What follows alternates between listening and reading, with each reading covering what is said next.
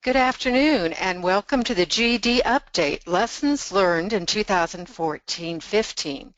And we're really excited to be with you today. This is the first of 25 webinars from IPDAY. So on behalf of June Rawl and the IPDAY staff, I have with me Susan Pittman, and today we're going to be looking at GED Lessons Learned. My name is Bonnie Goonan, and so let's get started and see what we're going to do today. As we talk today, we're going to look at some of the lessons that we learned during the past year on this lovely GED test for 2014. We're also going to talk about ways that we can help students perform even better in the upcoming year. We're going to look at some new tools and resources that are available, and there really are so many brand new things that have just recently come out from GED Testing Service. And then we're going to preview some future webinars that we're going to be doing this year on behalf of IPDAY so that we can, again, increase our student performance and get it even higher than what it's been. Our objective really is that as we look at our students, we know where a student is. We want to know where they're at. The standards that we have for our program will tell us where our students should be, and of course it's our job as an instructor and as an instructional leader to make sure that we know how we can get the student there. But before we get started, Susan, let's go ahead and see who we have out there, and so let's do a quick poll. Okay, and what I'm going to do is I'm going to launch the poll, and then as we go through, you're going to have a question coming up. All you've got to do is click on a response, and we'll go from there. And be quick now, because we want to move on to some of the others. So let's start out with, who are you?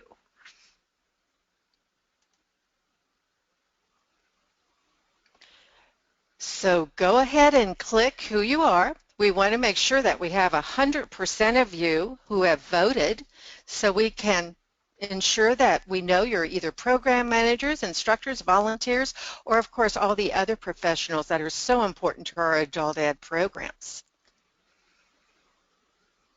I think we may have a couple people who still don't know who they are, Bonnie, because we're only at 92%. So let's keep going for just a couple of seconds more because we have other things that we want to learn from you as well.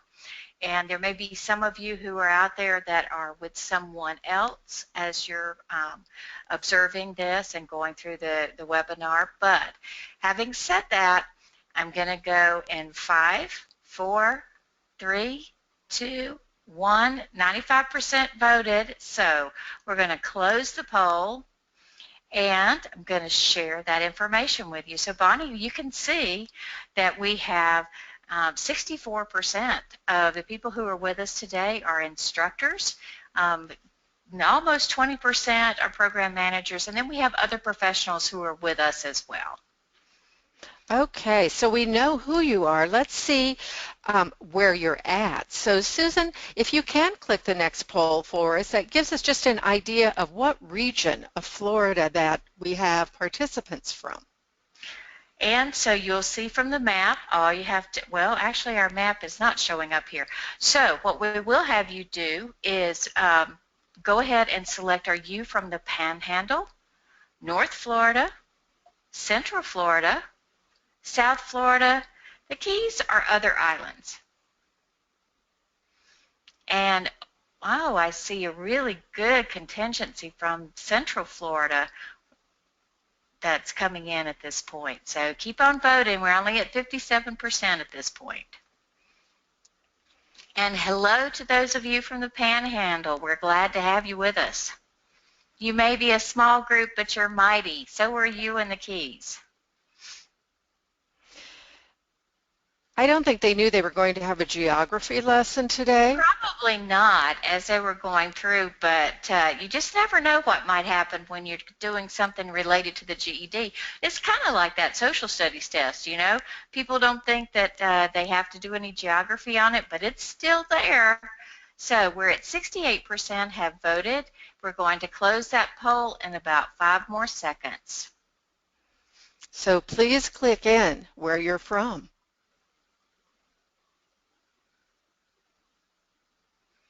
Okay, and the poll is closed. And as you can see, large contingent from Central Florida. They edged out South Florida by 10%.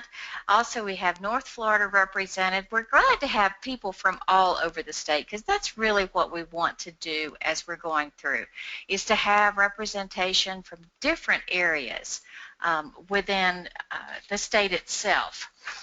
So, at this point, we have a couple questions that we want to ask you in terms of things that you may be doing back in your program.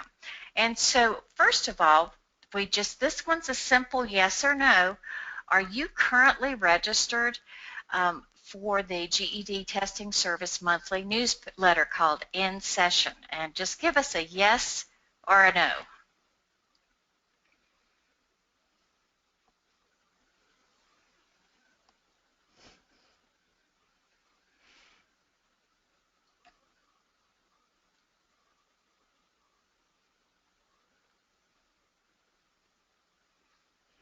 Okay, with 79%, let's keep on going. We're at 81% that have voted.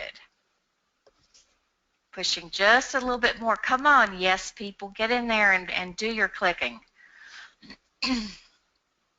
And we have 5, 4, 3, 2, 1. Susan, please close the poll. You're going to hear Susan and I talk about the monthly newsletter from GED Testing Service. Oftentimes we get asked questions such as, where did you find out about this great, oh gosh, only $1 for the GED Ready? Where did you learn about that? And we learn about that from the monthly newsletter In Session. Or where did you learn that we're going to have, a new page of this, or we've got new prompts to access? Again, if you're not registered for that newsletter, it's free. Please do so after this session. Don't even wait a day because there's just too much information coming down. Susan, we have another resource that we'd like to know how often folks are accessing, and that's the Florida IPDAY website, because you and I know that June has lots of brand new things planned to put on that website as well. So let's do another poll quickly. Okay, we have several different options for you, and what we'd like for you to do is make that selection, because we want to see that people are using those resources that are out there, because you never know when you might have some free lesson plans popping up just as something new going through.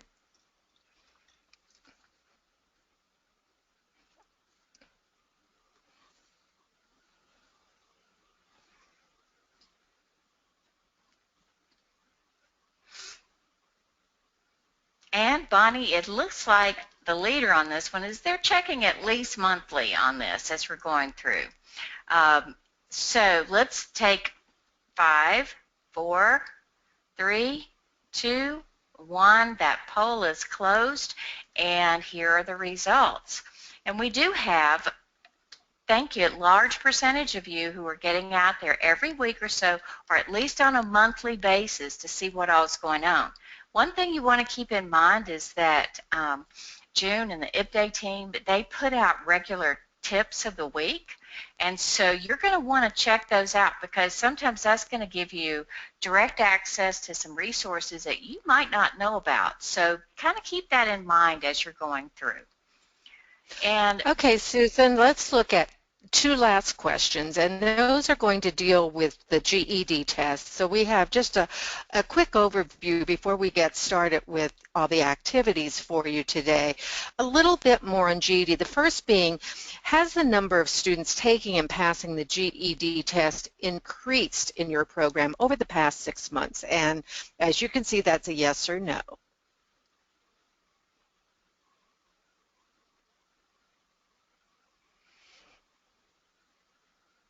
And we're right at 50%, so let's click on up.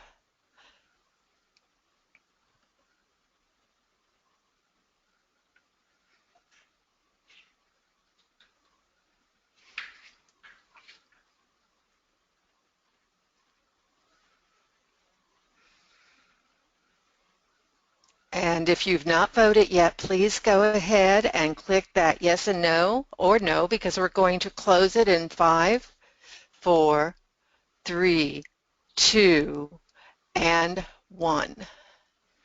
And it's interesting because as Bonnie and I were watching this poll and your voting coming in, we have 81% of you who voted.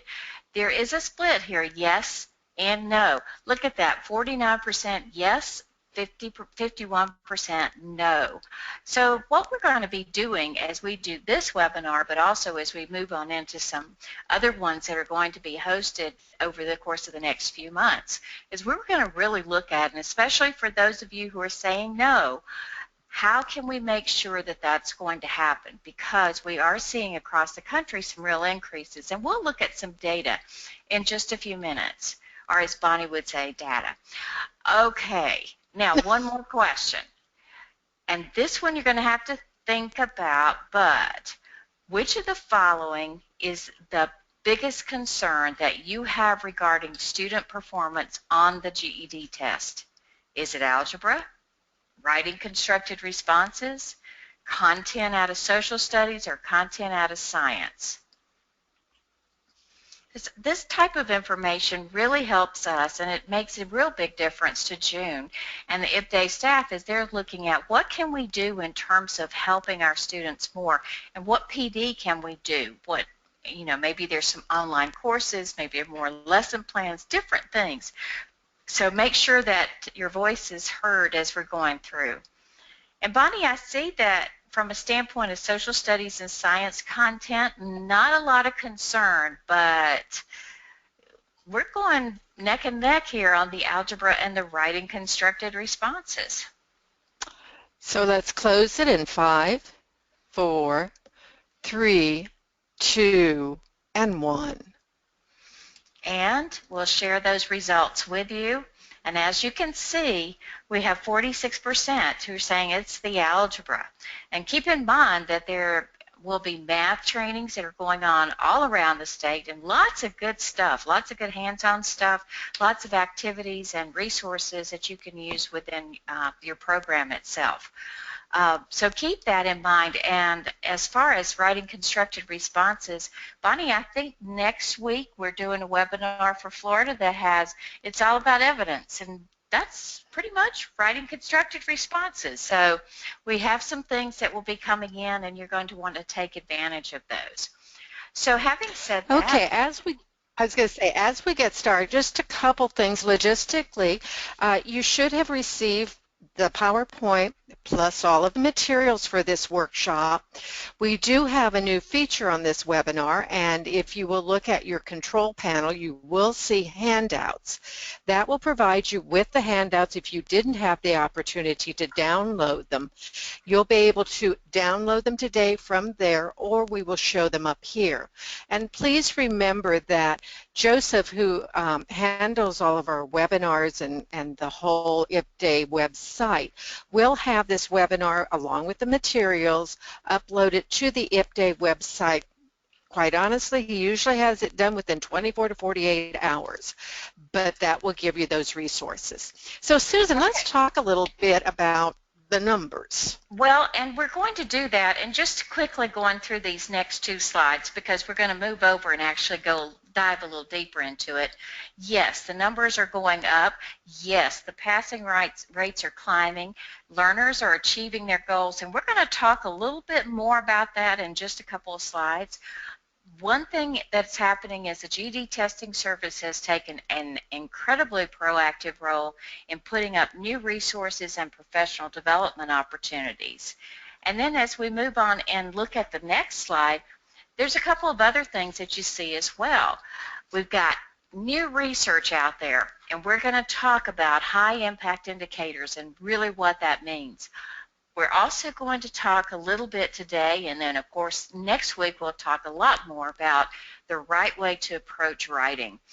And Bonnie alluded to this a little while ago. She mentioned some special promotions, and so we're going to share some of that information with you a little bit later in the webinar itself.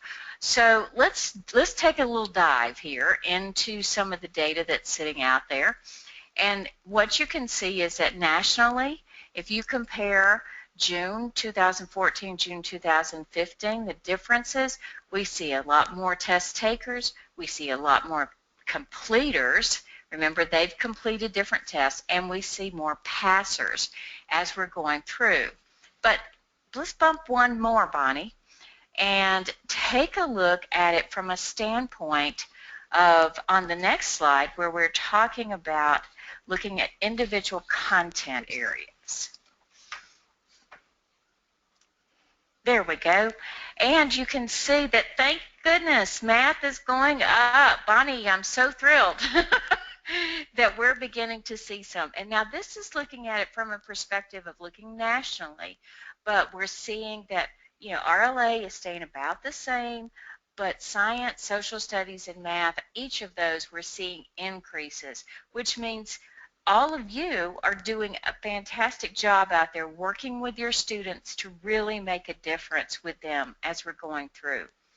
And there's one thing, Bonnie and I were at the GED conference at the end of July, and one thing that's really important to keep in mind is that so many students are so close to passing. And if we can just focus in on some of those students, it's going to make a big difference. If you'll notice that in that first upper left-hand corner, you see where it says math, and you see that there's numbers around the bottom, and those are all 10-point grade differences, scale score differences.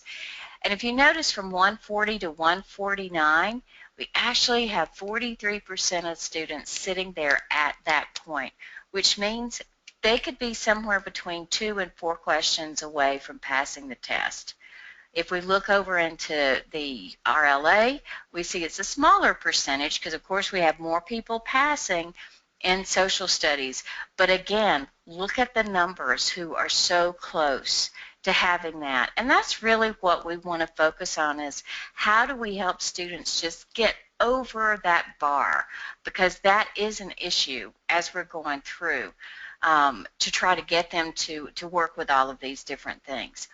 And Bonnie, I'm just paying attention here. We have a bunch of questions that are coming in, but also it's really nice to know we have some visitors that are with us today from other states who are popping in here as well. So that's really great as we see some people who are here and going to take advantage of some of the resources and materials that are available. So welcome to all of you out there who were able to join us. And now let's look at one more thing, Bonnie, and let's take a look at that about achieving their goals. How are students really doing? And what we're seeing is that, and all of us know it, we have students in our programs who are college bound.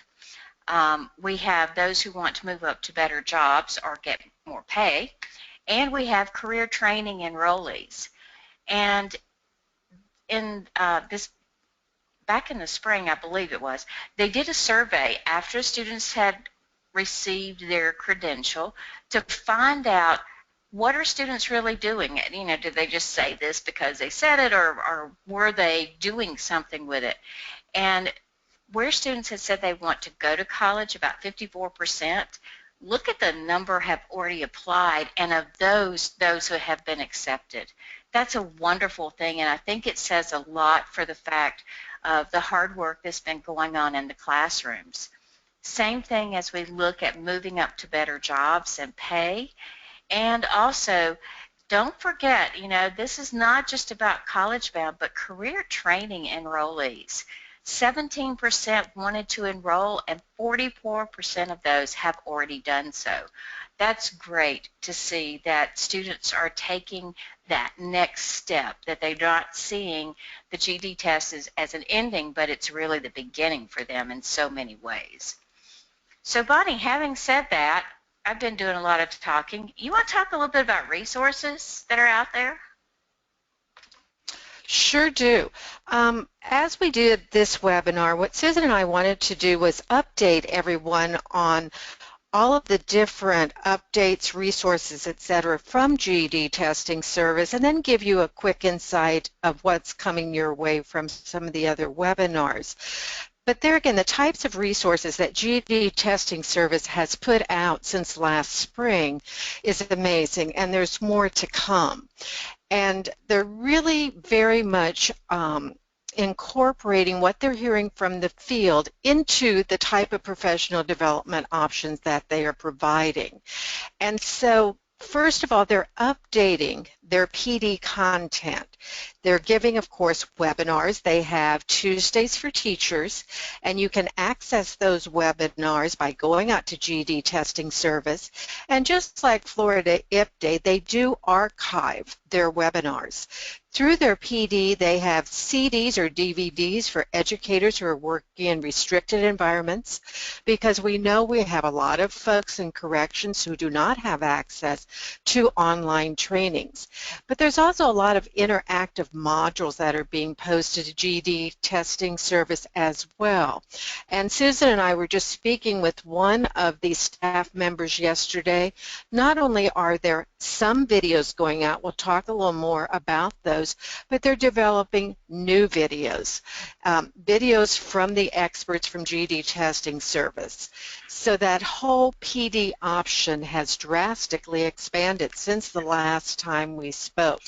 And as you can see on this page, as they have reworked the PD, they've set it up so that there's training for those of us who are new to the field.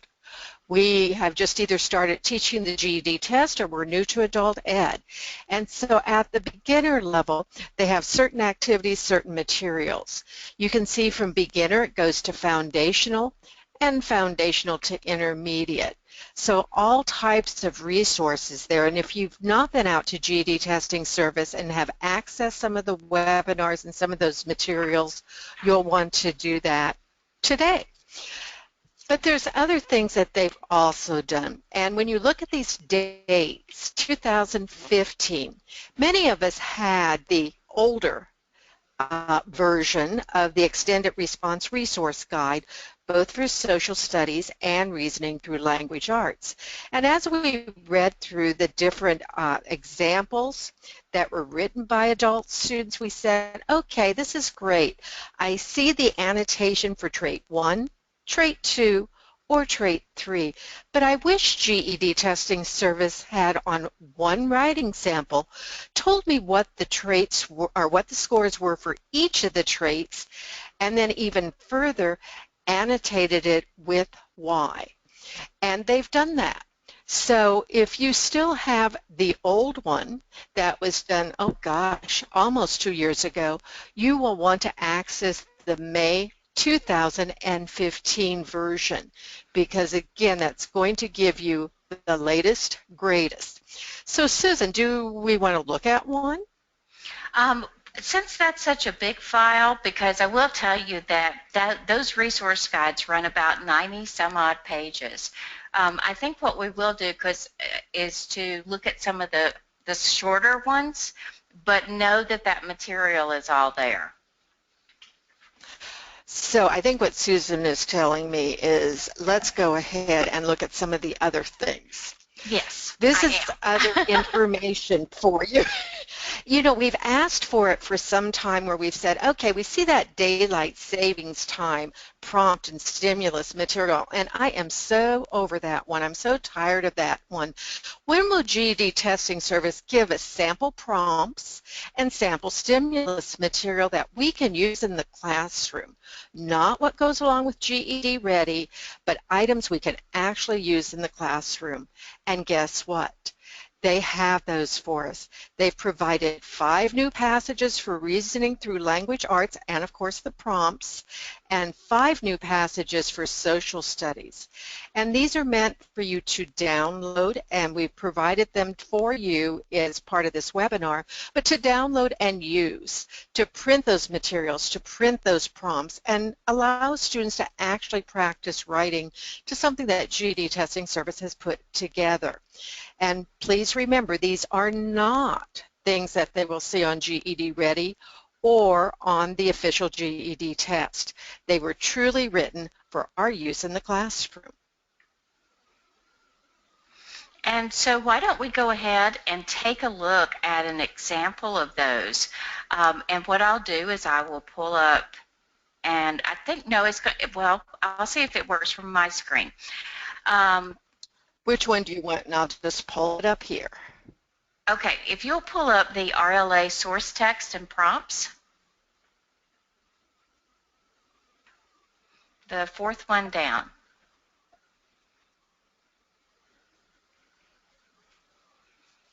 And you should see it.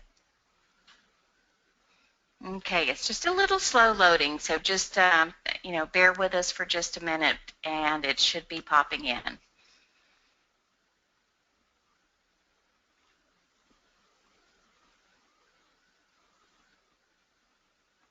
The really nice thing that they have done is they've taken a variety of different topics, and what they have provided are, in RLA, you get two source materials for each one of the passages. So there are 5 new passages that are out there.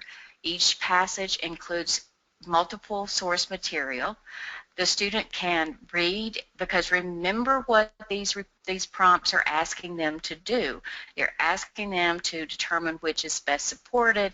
So those are the kinds of things that we've needed within the classroom, and we just have not had them. The other thing that they have done, and because I know you're going to see it very quickly, is that they have included information here, the fact that when you're writing an ER prompt, an extended response prompt for RLA, it is multi-paragraph. One paragraph really isn't going to do it, because you've got to be able to answer the question. So those are the kinds of things that we want to try to do and make sure that our students understand. So we have that information that is included there. And I believe Bonnie's moving to... I need to ask whether you can see it. I pulled it from the right, and evidently you never saw it. Are you seeing it now? It did come in. It just came in slowly. It came in much faster from your other files. So, okay, we will use this one. Okay, but when you have a chance, go out, take a look at the materials that are there, think about what you want to use. In the classroom, what I might recommend doing is, I would take one passage and we would work with it together. Rather than just having students write something independently, but I would actually do some modeling. And Bonnie and I'll talk more about that next week as we get started into that to the next webinar. But there you have the prompt. You have references that go along with that. You have a lot of information that's included here. So keep those in mind. Again, you have 5 new passages for RLA, and you also have 5 sets of material set up for social studies. So a great resource.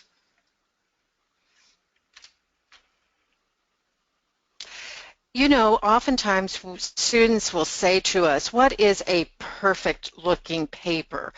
And you and I know that there's not something called a perfect paper per se. However, GED Testing Service has put together for our students' usage an extended response where students can actually see this is what GED Testing Service is looking for in a response. And it includes annotations, so again, students can actually read through one and understand not only how it should look, but why it scored well. And again, all of these things, please share with your students, because it will assist them as they go forward. So a perfect scoring extended response, which really supports what the research tells us, and that is it is best to model effective writing for our students rather than to show them ineffective writing. So what GED Testing Service has provided us is effective writing samples for students to then model. A great idea for the classroom. And Bonnie mentioned one other thing going through, and that is the videos that are going to be coming in. But there's already one that's there. And so, and to be quite honest, I really like this because it makes things not so overwhelming for students. And so there will be more coming in the future, but you can go out now and actually download this from YouTube, because I know in schools you don't have access to YouTube. Download it onto a flash drive, and then it gives you the basics. And the nice thing that they've included here is what you need to know, and it gives them some general information. It talks about how you need to analyze the evidence, not just summarize or give an opinion. And it even has some sample text that it's showing you, or showing the student, here's evidence, here's an explanation. Oops, this is something copied from somebody else's stuff, and so we don't want to do that. So there'll be more that are coming out as we move on in to the fall and into the early winter. So keep that in mind and use those when you have a chance. The other thing that has just come out deals with tips and guidelines. And the tips, there are only 4 of them, so please feel free to print this, and you have a copy that was in your handouts. Distribute it to students so that they see what those expectations are, whether it's the guidelines or they see the tips. It's going to make a difference to them. They've got something in their hands that they can review and look at. So we'll do those types of things as we're moving on through. Now, we do have a couple of other items that we want to talk about today, and we'll be delving into these a little bit more as we move on forward. But notice that term up in the right-hand corner of the screen. It says high impact indicators. Well, what we're finding from the GED testing service, they've done a lot of research to really look at what skills do students need that kind of get applied across the board. What are some things that maybe we're not covering as much as we should be within our GED test preparation programs, and how can we make sure we get those involved? So one of the things that we're going to be talking about are high impact indicators, and those are tied back to the assessment targets. But here's the really nice thing. It's not only the fancy terms, because Bonnie, you know how it goes when you've got all these fancy educational terms. What does that really mean? What is it that students should be able to do as we're going through? So we have, oh my, there we go. Assessment targets, and from there we move to indicators, and from there we move to the application, describing what it looks like in students' work. What should we be looking for? And so we have actually materials that are from the GED testing service that talk about very specific areas within this. And so you can see that, oh yes, we have the fancy terms at the top, with calculate dimensions, perimeter, circumference, and area of 2-dimensional figures. But then when we get down to that application, we can see, oh, this is what students should be able to do. So they have done this for all 4 content areas, and I think, Bonnie, from my perspective, I really do think that this is going to be very helpful to us as we look at what materials we use in the classroom, how we supplement things, where we want to focus some time and energy. What do you think? Definitely. In fact, this is what I would take for objectives. Susan and I have worked with some instructors already on the high impact indicators, and what we've done is we've looked at them as a group, and we've looked at what we feel our materials do well.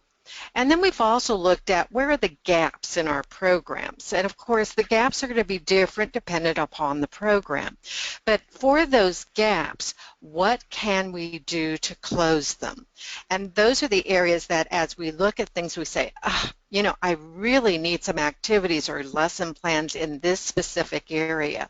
One of the things we had, since we've got math up here, is a group of teachers said, you know, we don't have enough in figuring surface area of three-dimensional shapes. I just have next to nothing. And so that was definitely a gap when you look at these indicators, and that tells that group of teachers that, you know what, we're going to get together, we're going to develop some lessons so that gap is taken care of. So from that aspect, I think these high impact indicators are going to be very useful.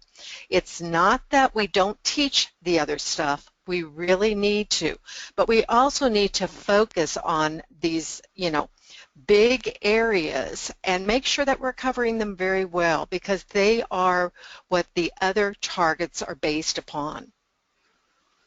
Okay, so we're going to talk more about these targets and these indicators as we kind of go through the year. So, you know, as they say, stay tuned.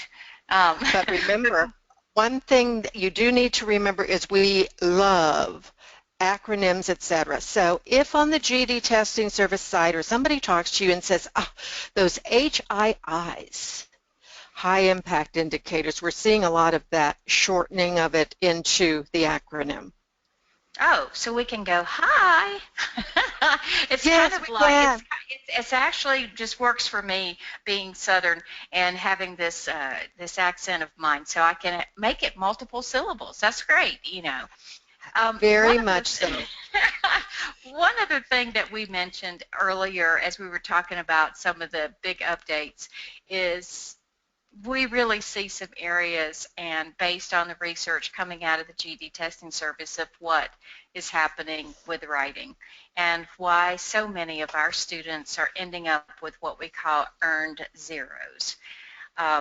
Because so many people have sent emails to Bonnie, to me, to say, you know, I just don't understand. My students have some real, they're okay in grammar, and, you know, they can do a little organization, but they're not earning any points on their writing. And the reality is that it does come back to choosing the right evidence. And unfortunately, what students do is they choose that, but then they quote it extensively. So they're not explaining and they're not paraphrasing. One of the biggest factors that we see out there are people are not including enough of their own writing. You know, they're copying a lot of the text from the source itself, and you can't do that. It's okay to quote, it's okay to paraphrase, but you can't just lift entire passages. And then the other thing that is happening is we still see students who are summarizing, and they're just, as Bonnie put it yesterday, we were talking, they're just regurgitating the information, and rather than actually analyzing and evaluating. And so till we can get past some of that, we're going to continue to have some issues as we move through. So we want to try to change some of those things as we work with this. And since most people tend to ask us, well, what do you mean about not enough of their own writing? We thought we would share that with you, what that looks like, and that will help you become more familiar, know to look for certain things as you're going through. So within, this is just an example, this is the only time we're using daylight savings time, anything related to it, but this one really shows the true picture. This particular student wrote basically a little over 400 words in the past, in his response, his or her response. And as you can see, all of the text that's highlighted, this in bold and it's purple, all of that is directly taken from the source text itself. So out of roughly 400 words, a little over 200 of those were lifted from the source text. And that's just something that we really have to get our students to move away from. And Bonnie, I think, to me, I look at some of this and I go, there's a huge issue here of paraphrasing. Definitely, because it's not even as, quote, good as paraphrasing, because they think, oh, I took a phrase here, took a phrase here.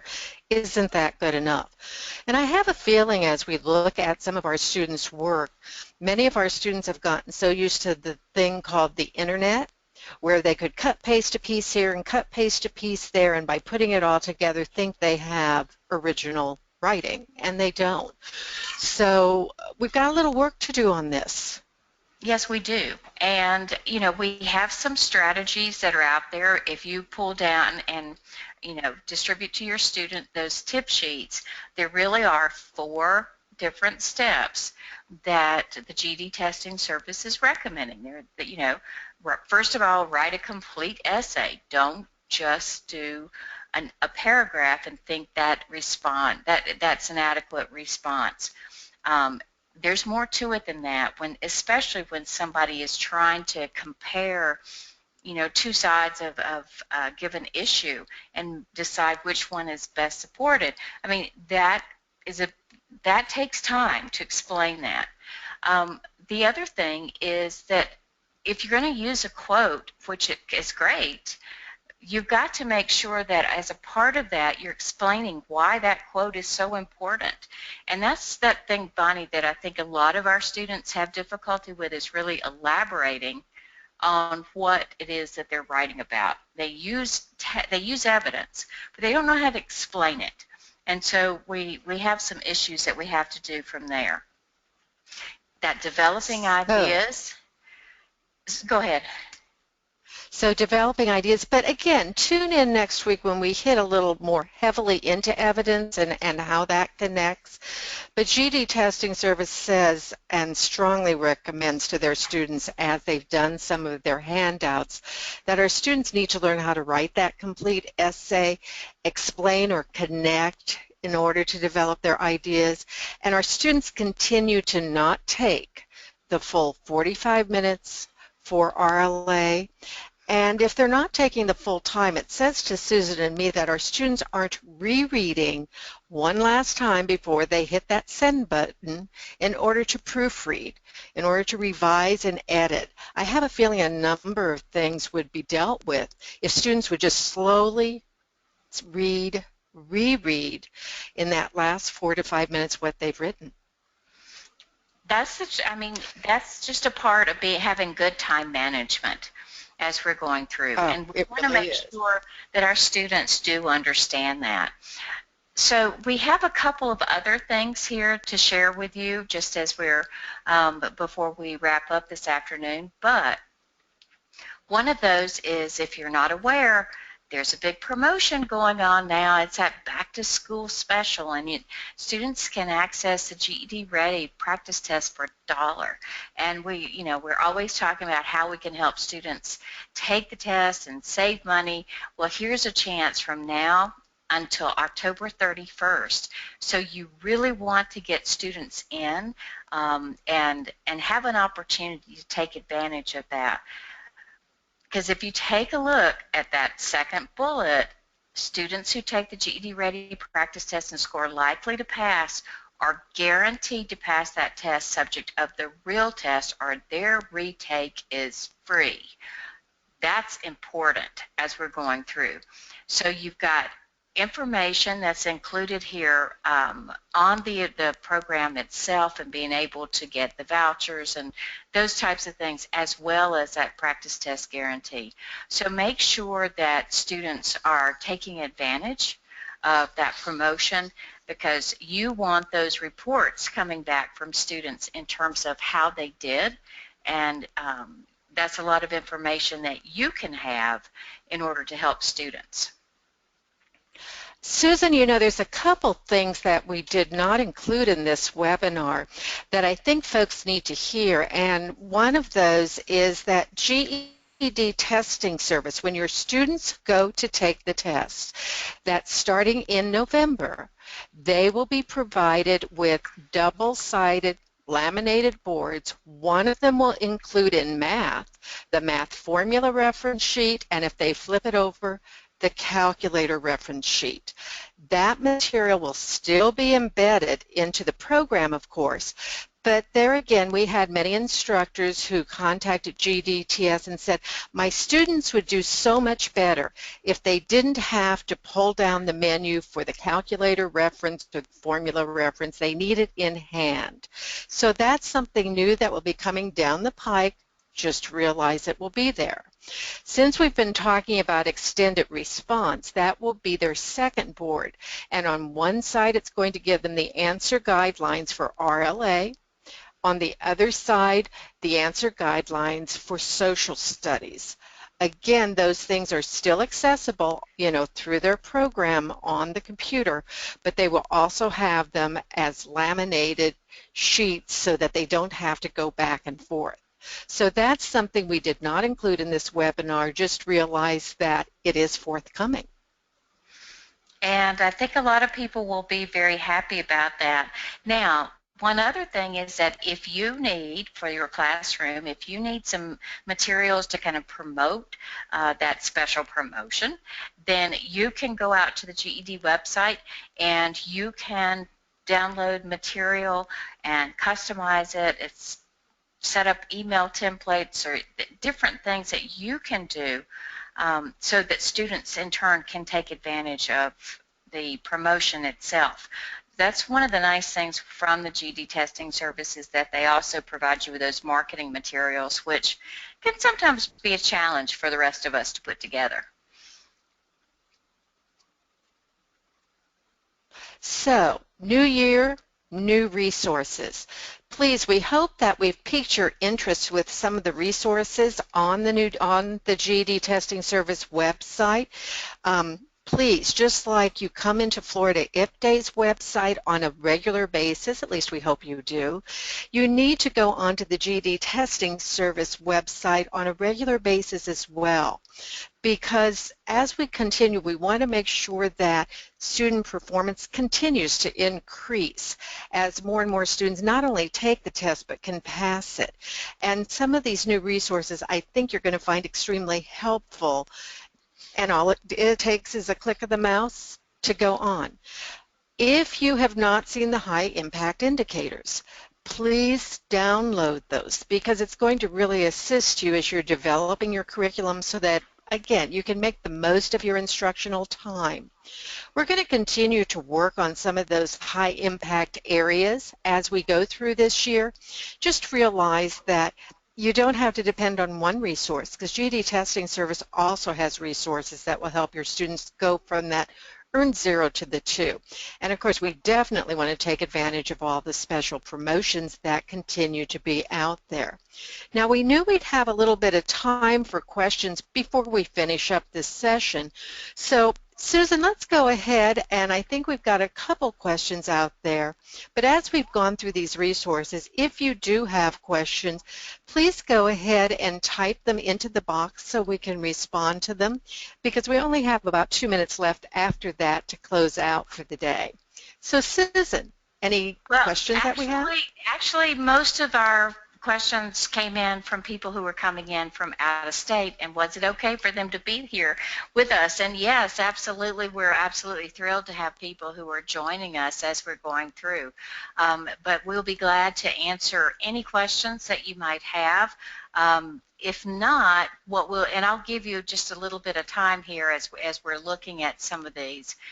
And let's see. What we do have, and Brett, thank you very much. We appreciate that. Is a thank you from Brett Taylor to say thanks to you two and IPDA for allowing other states to sit in. This is a great resource. Brenda Baker has a question. When are the laminated boards coming out that you just mentioned? The target date for those is actually the 1st of November. So we have another month or so to go. And we also, from Melinda, who's out there, she says, thank you from Oregon. So this is great, seeing all these different states and our people from Florida. We love having everybody here, and the fact of your commitment in coming in today and really going through. Again, I got another question on the laminated boards. Yes, those go to the testing centers. So that's not something automatically. That yes, automatically. So let's talk for just a second about some things here, looking at the next few webinars that are focusing on GED instruction. Now, there's a lot more going on than just GED instruction. There's so many things, but at least from this standpoint. Next week, we'll be doing one dealing with show me the evidence and really talking to the constructed response. Then in November, we're going to be looking at mathematical reasoning and how to get the most from your instructional time, because we all know that time is a very precious thing to all of us, and we never have enough with our students. February and March, there will be social studies as well as science is coming out, more lesson plans, and there's so much more going on. If you haven't been out to just take a look at that calendar that IPDAY has for all those upcoming events between the math trainings and also taking a look at so many of the other things that are out there with webinars that are coming up, then you're going to want to do that. And I believe, Susan? Bonnie, we have another question. Yes. Yeah, well, actually, we have a thank you from Tulsa, Oklahoma. I hope June hears all this, all these people coming in. Thank you from South Carolina. And the other thing is, for those of us out of Florida, how can we get notifications of upcoming webinars?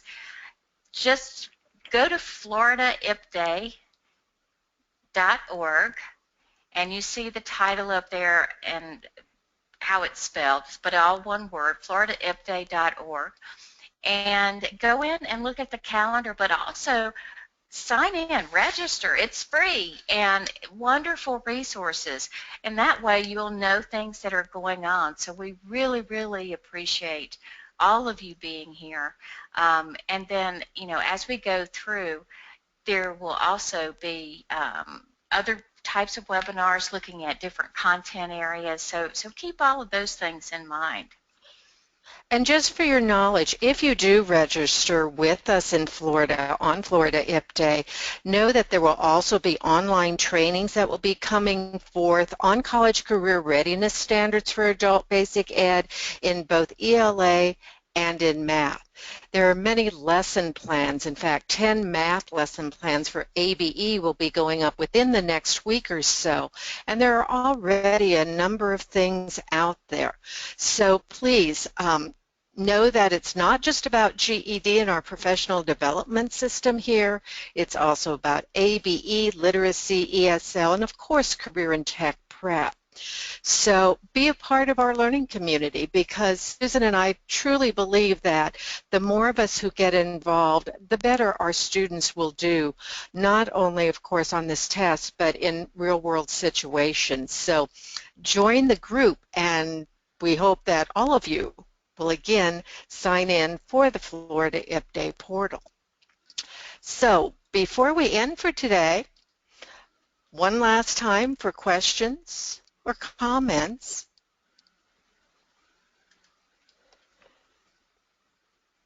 And if not, we have one more that came out of Virginia. I love this.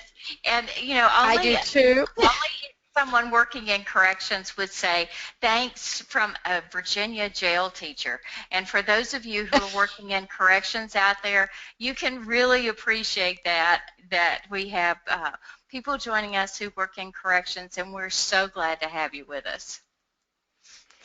So on behalf of our director for IPDAY, June Rawl, our webmaster, Joseph Reed, and Susan and myself, we do thank you very much for being with us today. So I guess from Edison Job Corps in New Jersey all the way up out to Oregon and everything in between in the state of Florida, thank you very much. And we hope to see you next week when we're going to really dive into evidence. Have a great week, guys. Thanks, everyone.